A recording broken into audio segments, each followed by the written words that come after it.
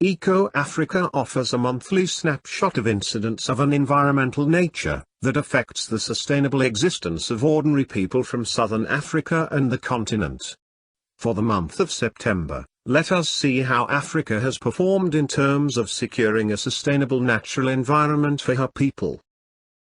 The African Development Bank, with its ambitious solar project, the Desert to Power Initiative, aims to transform Africa into a renewable powerhouse.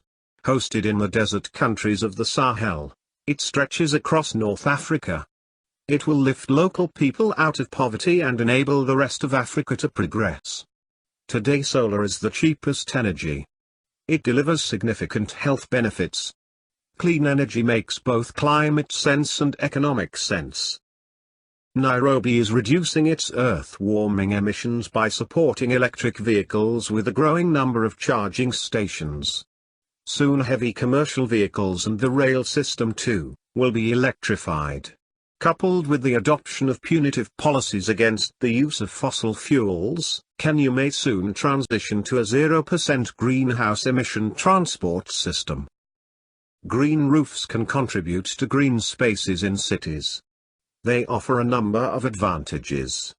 It absorbs rainwater, encouraging the growth of vegetation, offers visual relief to dominant concrete surfaces, and attenuates extreme temperatures, by keeping the rooms below the roof, cool in summer, and warm in winter. The SDGs boldly articulate the world's collective ambition for human development. Ghana's president believes they are helping Ghana to transform their country, and bring prosperity to all. To mention some of his reforms, education is free for all, medicine is delivered to rural areas via drone technology, communities are supported by One District One Factory, and One Village One Dam programs. He has also clamped down on illegal mining, banned the harvest of rosewood, and employed 20,000 youth to plant 10 million trees. A village from Liberia is benefiting from community-level training intended to put a stop to unsustainable and illegal harvesting of protected animals and plant species. This program promotes a new integrated landscape approach to community forestry. Solving Africa's water crisis requires cooperation from scientists and NGOs. But unless local civil society is mobilized and given capacity, and in so doing become co-owners of the solution, international aid will not achieve the desired outcome. In Namibia, a San community in a conservancy is planting trees to safeguard future generations and combat climate change. The trees provide shade, mulch material, and fruit with medicinal properties. Staying loyal to sustainable organic practice, they apply active pest control by growing insect-repelling plants alongside the trees, requiring no costly pesticides. People from there, Hadza community have been living in the Tanzanian valley, Yakaida, for the past 40,000 years. As one of the last surviving hunter-gatherer groups on the planet, they have had to face increasing pressure from migrant farmers and cattle herders, encroaching on the wildlife-rich savanna and woodlands. Now they have been given a new chance. Under the concept of carbon trading schemes, governments that try to meet their greenhouse gas emissions reduction targets, financially support the protection of unspoiled nature elsewhere in the world. Ibrahim Thijar, Executive Secretary of the UN Convention to Combat Desertification, announced that the accelerating damage to land could cost the global economy a staggering $23 trillion by 2050. Vast swathes of land, from Africa to the Middle East, are being left useless as a result of climate shifts and human pressure such as deforestation, mining and farming. He believes, the knowledge is there, the technology is there, it can still be done. But the scale at which it is being done at the moment, is not enough to change the curve. Artisanal fishing plays an important part in the lives of Ghana's people, as their main source of protein.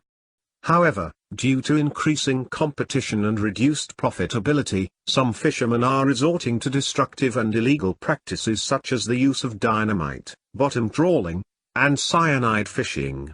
To combat these illegal activities, a 4-year fisheries governance project has been implemented, that manage fish resources on a local level by means of community monitoring groups, with links to national-level multi-stakeholder platforms for follow-ups on arrest and prosecution, for cases reported. Capturing planet-warming gases and storing them below ground, is a key part of plans to keep climate change in check. But progress to do so, is slow. Firstly, some argue that fossil fuel business sees this as a way to keep expanding their operations indefinitely, and environmentalists fear this would slow a transition to clean power. Secondly, without an effective system in place to charge the producers of emissions for the cost of cleaning them up, such as carbon pricing, this technology will struggle to take off. With an international move towards low-carbon economies, one need to ask if the sale of Anglo America's 3 Escomtide mines to BE business were genuine BE moves or the calculated removal of soon-to-be stranded assets, as carbon-heavy activities are increasingly becoming unprofitable. To secure their future, mining companies should be seeking to hasten the onset of a low-carbon economy, rather than pushing back against instruments such as a carbon tax. It became clear, during the latest stocktake meeting of the UN in New York, that we are not moving nearly as fast as we should be, given the scale of the climate crisis. The European Investment Bank, the largest multilateral investor in climate-related projects, will henceforth cut all funding for dirty energy and increase investment in clean energy. To do this, the bank will improve their data and disclosure standards, to enable investors to reward companies that take climate change seriously. South Africa is considered a renewable energy superpower, ranking 6th in terms of renewable energy production potential per square kilometre. The renewable energy industry is therefore a major source of potential jobs in the country. No wonder, outgoing Eskom CEO stated, "If you want to build a coal power station in South Africa, no one will give you the money." In the light of soon-to-be decommissioned aging coal power and costly, yet dysfunctional Medupi and Kusile mega plants, government should allow the renewable energy industry to flourish, while they re-skill workers currently employed in the coal mining industry. Food systems face unprecedented challenges on multiple fronts as agricultural production need to be upscaled, while climate temperatures dramatically increase. During the recent UN gathering in New York, nearly $800 million has been committed to address the impact of climate change on food and agriculture. The largest food demand is expected in Africa and South Asia, where, preferably, localized production should take place. But agricultural research takes many years to bear profitable results. According to the Bill Gates Foundation and other investors, the appropriate organization that should be tasked for this is the CGIAR, standing for Science for Humanity's Greatest Challenges. Award-winning journalist Julian Cribb warns, the world's food systems are coming under increasing strain from a combination of factors, ranging from climate change to water scarcity, and soil and biodiversity loss. In order to avoid conflict, he suggests an urgent transition to a system that is climate resilient, environmentally friendly, nourishing, and affordable. A biogas stove is convenient for a fast-paced city lifestyle.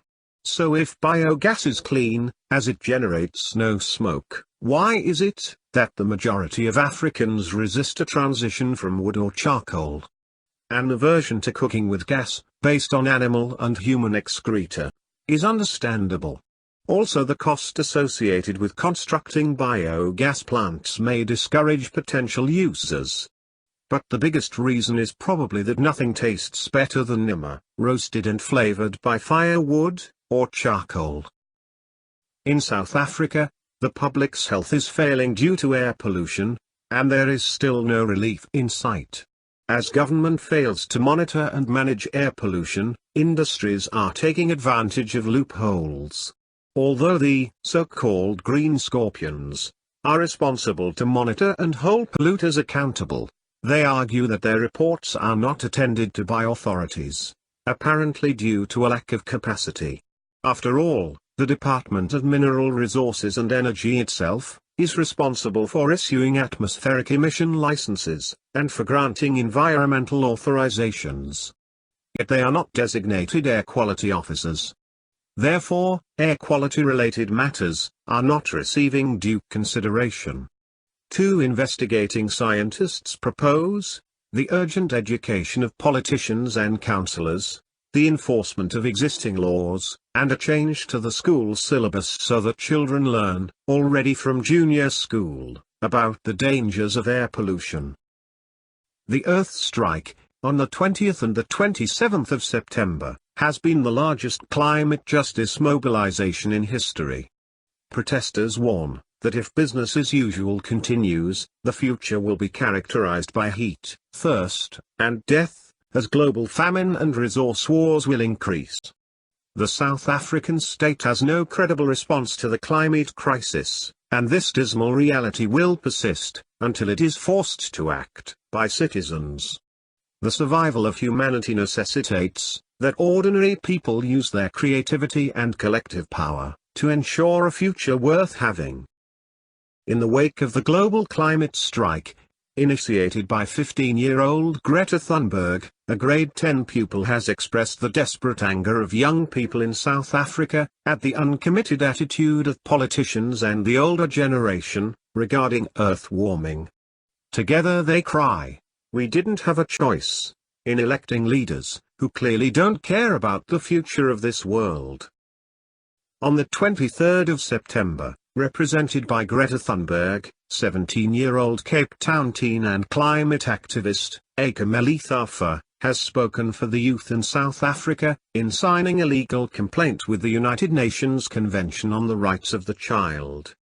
For her, it cannot just be the older people doing the talking, young people have to be involved also. And it cannot just be privileged people raising their voices. You have to hear marginalized voices as well. 15-year-old Leah Namagawa from Kampala is leading campaigns on matters that are jeopardizing the futures of young people, saying, "Young people have to speak out. If we do not, our future is not guaranteed. The current leaders will be gone. But we shall still be there, to suffer the consequences of their inaction." Her followers respond, "The message on the climate and environmental crisis was not clear to us, but Leah has simplified it." A mural depicting runaway climate change on a Methodist church boundary wall in Durban, a heritage site, has created outrage in the community. But Reverend Lauren Matthew responded that urgent dialogue on this message is far bigger and more important than the fact it being a listed wall. Matthew concluded that Christianity emphasizes respect for all forms of life, and this includes a symbiotic relationship with the natural world, rather than human-centered dominance. We urgently need to contain global heating. Halving global emissions by 2030 could be considered the most pressing issue that humanity will have to deal with in the next 10 years. There is no more waiting for government. No more, "We will do it, if they do it." Or, "But what about China?" If you want to help save the planet, the time is now. Unions are resisting the awarding of a license that would allow controversial and huge-scale seabed phosphate mining along the Namibian coast. They argue that apart from grave environmental concerns, it will jeopardize the sustainability of the fishing industry, and in the end only a few politically connected individuals stand to benefit. They fear that this could irreversibly damage the fishing industry, which is the pillar of the country's economy. Lydia, from a tiny village in Madagascar, explains, "When the forest burned down, the birds left. What followed were decades of erosion, silting up the valley where the villagers cultivated their rice paddies. But by means of sustainable land management practices, such as reforestation, digging erosion barriers, and creating channels to prevent surface runoff, 30 hectares of degraded land has been restored in Lydia's village." She says, "The spring has started to trickle again, and the birds are coming back." conservation and sustainable tourism are improving the lives of ordinary Rwandans. Almost 9% of Rwanda's land base is now protected as national parks. Wildlife, like rhinos and lions, have been reintroduced. This is because Rwanda has recognized the critical need to protect her natural ecosystems, as this impacts heavily on conservation-based tourism as well as economic development.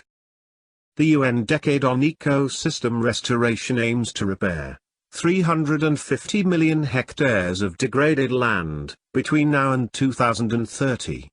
There will be a strong focus on nature-based solutions, such as forest restoration, sustainable farming, and urban trees. The approach works with nature, rather than against it, and it offers low-cost and low-risk solutions. Until about the 1400s, millions of elephants roamed most of Africa. Owing mostly to the ivory trade, today the few who remain are restricted to designated refuges, others are in captivity, in zoos and other small private enclosures. It is time for us to understand and appreciate the emotional nature of these giants, and deal on an ethical level with issues related to elephant welfare and confinement. Although Tanzania, South Africa, Zambia, Zimbabwe and Botswana have opposed the proposal, delegates at the convention in Geneva voted overwhelmingly to move giraffes into the Annex II Appendix. The move indicates that the species needs to be tracked and regulated in order to ensure that trade in giraffe is sustainable. To emphasize the urgency of this decision, Tom Dumoulin, Chief of Scientific Services at CITES, stated, "We are talking about a few tens of thousands of giraffes left in the wild, while there are about a few hundreds of thousands of African elephants left." Scientists warn that some species are not given due consideration to be protected, simply because they are not properly named. On the International Union for Conservation of Nature's Red List, elephants are, for example, not treated as two separate species, although they are as different from one another as lions and tigers are different. In smaller, less intensively studied species, complexes are much more frequent. Scientists therefore propose that species complexes should be listed as data deficient, so funds can be clearly allocated as a first step in the protection of many mislabeled species. The first Saturday of September is International Vulture Awareness Day. Their populations are vanishing worldwide, a 7% decline yearly for the past 3 decades. This due to habitat loss, poisoning, and cultural customs, using vulture body parts. An old man from a Nigerian village warns what will happen when we loose the vulture. Dead animals will pollute water, attract flies and disease-carrying bugs, and the vulture will no longer be part of our culture. To discourage unsustainable vulture killings, all levels of society need to be educated. The tension between wildlife protection agencies such as CITES, driven by protectionist ideologies, and the developing world, where wildlife mostly live, is becoming more intense. Citizens feel their sovereign right to use the resources of their land, to the benefit of the people of the land, is being infringed upon. Presently this is the case with SADC countries and Brazil's Amazon region. To get the full stories behind these events, visit our website at econatics.co.za.